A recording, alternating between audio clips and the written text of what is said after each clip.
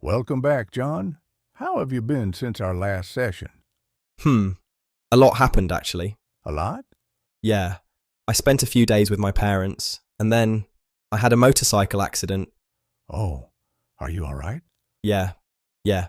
I mean, mostly.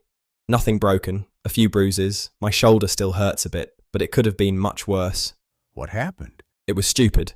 There was a barrier across the road, and I just didn't see it. You didn't see it? No. Well, I saw it too late. I was looking somewhere else, I guess. And then, bang. Hmm. Yeah. Very clever. You said a lot happened. You spent time with your parents, and then you hit a barrier you hadn't seen. Yeah. Tell me about your parents first. Ah. Where do I start? It was good to see them, but exhausting. What was exhausting? Their problems. It's always their problems. My mother is worried about my father. My father is worried about money. My mother talks to me about my father. My father talks to me about my mother. And somehow, I end up in the middle. That sounds familiar. Yeah, I know. What did you do? The usual. I listened. I tried to help. I gave advice. I tried to calm my mother down. I talked to my father. I mean, what else was I supposed to do? What else were you supposed to do? Well, I don't know. Nothing? How does that answer feel? Uncomfortable. Why? Because they're my parents. I can't just sit there and do nothing. What would happen if you did? Nothing, probably. I mean, nothing immediately. And inside you? That's different. I'd feel guilty, selfish, like I could have done something and chose not to. Last time you told me something. You said you felt responsible not only for yourself, but also for others, Yeah, right, and that there was never enough time to sort everything out. right, Did you feel that way with your parents? completely. There was always one more conversation to have, one more problem to discuss, one more thing I could maybe fix. And then I left feeling, I don't know, like I hadn't done enough. Not enough. Yeah, again. Last time, that phrase appeared several times. Not enough done. Not enough time. Not enough money. Not enough for your parents. And this time, Not enough help, I suppose. what would be enough? I don't know. Take your time. Honestly, I don't know. Maybe if they were happy, if everything was okay. So your task ends. When their problems end, Well, when you say it like that, how does it sound? impossible. Hmm. Because their problems will never completely end. Nobody's problems do. So where is the point at which you are allowed to stop? I don't know.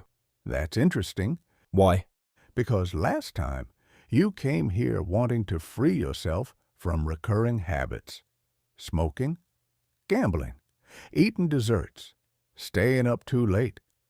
And when we looked at your nights, you told me you kept going because you wanted to do more before the day was over. Right. Today you tell me the same thing about your parents. One more conversation, one more problem, one more attempt to help. Perhaps the repetition is not only in what you do, perhaps it is also in your difficulty stopping. Yeah, I can see that. What does stopping mean to you? Giving up? Hmm. Failing, maybe? Leaving something unfinished? And can things be unfinished? Of course. I didn't ask whether you knew that. I asked whether you could tolerate it. Ah, There's a difference. yeah, there is. You know that time is limited. You know that your parents' problems are not yours to solve. You know that a day has to end. But I don't act like I know it. Exactly. Tell me about the accident. There's not much to tell. I was riding, I was distracted, there was a barrier, I didn't see it, and I hit it. What were you thinking about? Work. Of course. Ha, yeah. I was thinking about something I had to finish. Actually, I was late. Late for what? A meeting. I had left my parents' place later than planned. Why? My mother wanted to talk. And did you want to stay? Not really. I knew I had to leave, But, but she was upset. So, I stayed. You knew you had to leave, but you stayed? Then you were late? Then you hurried? And you didn't see the barrier? Yeah, I want to be careful here, John. I'm not saying you wanted the accident, and I'm not saying the barrier has some magical hidden meaning. okay. But sometimes an event gives us an image for something we have been struggling to put into words.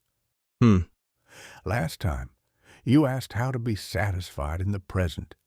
Today, you are telling me about your parents, about not knowing when to stop, and about a barrier you didn't see until you hit it. I think I know where you're going. Where am I going? Limits.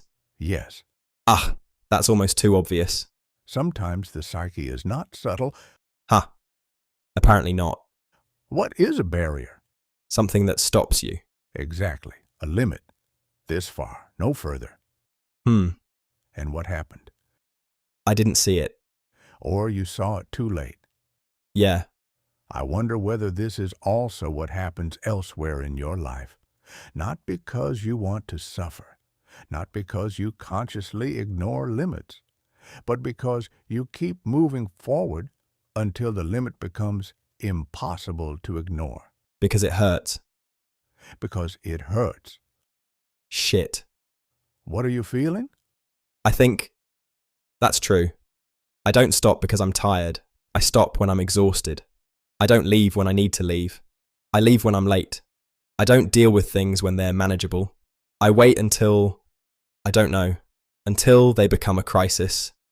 And with habits, I don't have one cigarette and think, okay, that's enough.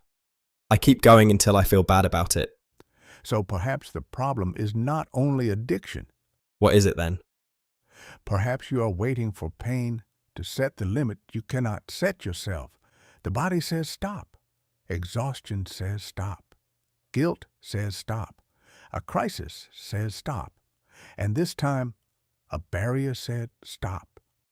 Wow. What happens if you stop before something forces you to?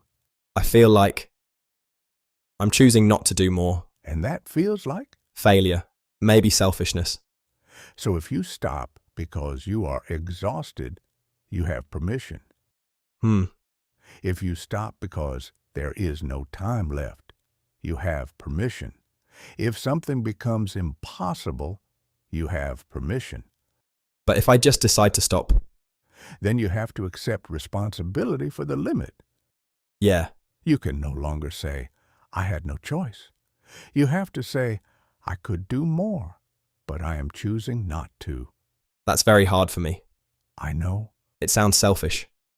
perhaps.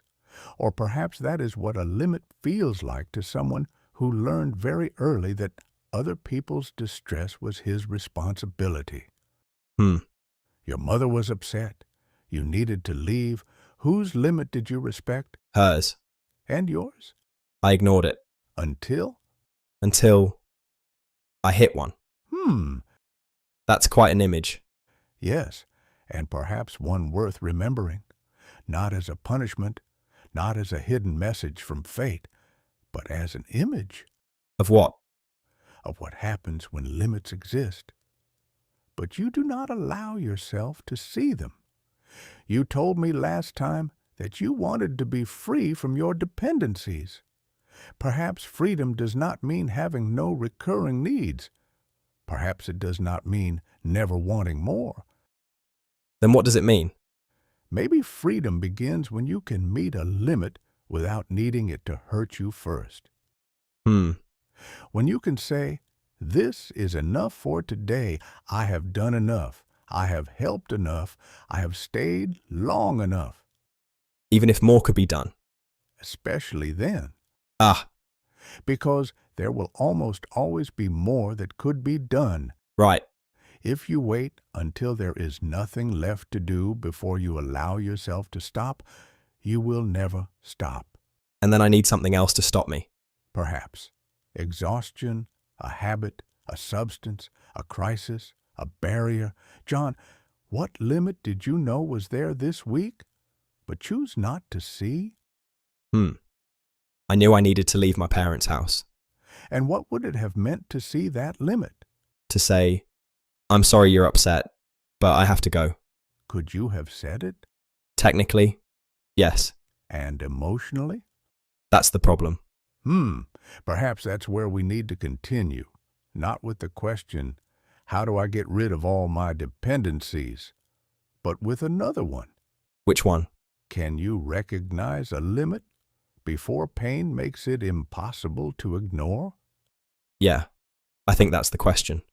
We can start there next time.